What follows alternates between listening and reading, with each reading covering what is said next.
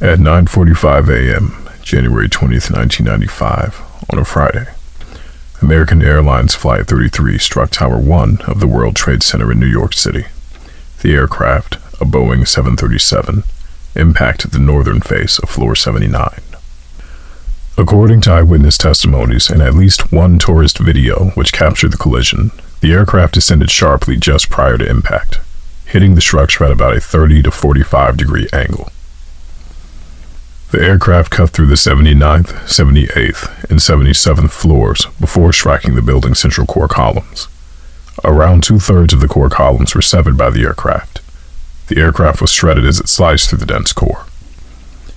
Aircraft debris exited the structure on the south side at floor 71 and 69. Some of this debris damaged the northern face of Tower 2, while some debris landed on the nearby rooftop of World Trade Center 3 or in the nearby Austin J. Tobin Plaza. The aircraft's path of destruction spanned from the 79th floor to the 68th floor in a north to south direction. The building's core was compromised at floors 76, 75, and 74. This damage occurred just below the elevator lobbies on the 77th and 79th floors. Within the impact zone, all three stairwells were rendered impassable or destroyed at multiple points. The upper portion of Tower 1 was rendered entirely isolated from its bottom portion. As the jet fuel-soaked fire raged, the steel floor trusses were exposed to extreme heat, which caused them to soften and bend. This bending, plus gravity and weight, caused the floor trusses to sag. This sagging increased gradually with each passing minute. Witnesses in nearby high-rises reported hearing loud metallic groaning coming from the tower nearly the entire time it stood. This horizontal sagging of the floor trusses pulled upon the attached vertical exterior beams, themselves softened by the intense fires, resulting in the vertical beams bending inward. This horizontal sagging of the floor trusses pulled upon the attached vertical exterior beams, themselves softened by the intense fires, resulting in the vertical beams bending inward. This inward bending would result in the creation of two horizontal indentations spanning the width of the building along the entry and exit points at floor 78 on the north face and floor 69 on the south face.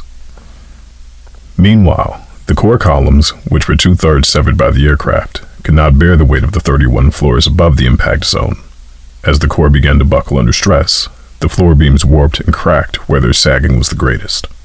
The building would begin to tilt southward before it collapsed outward and downward. As the top portion of the structure began to fall, its weight would cause the floors below it to snap and fall onto the floors below it. This cascading effect would have been physically unstoppable once it began. Severe damage was suffered in Tower 2 as well, in addition to being stricken by airplane debris from the collision, which caused broken glass and several injuries in the South Tower.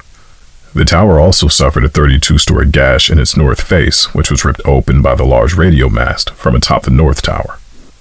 Flaming debris was also deposited into the South Tower during the collapse of Tower 1, which spread fires to that tower as well. 16 floors would suffer fire damage, which gutted office spaces and caused considerable structural damage to that tower as well. Fortunately, no core damage was suffered in Tower 2, and the tower was fully evacuated.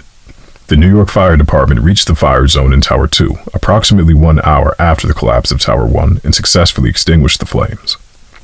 While Tower 2 still stands, it has remained abandoned ever since the attack. It is unknown at this time if it is possible to repair the damage to Tower 2. Damage assessments are still being performed as of May 1995. Preliminary findings indicate substantial weakening of the 66th and 65th floors of Tower 2 due to fire damage and considerable damage to load-bearing exterior columns as a result of the large gash in the northern facade. This report is dated May 21, 1995, by the National Institute of Standards and Technology, United States Government.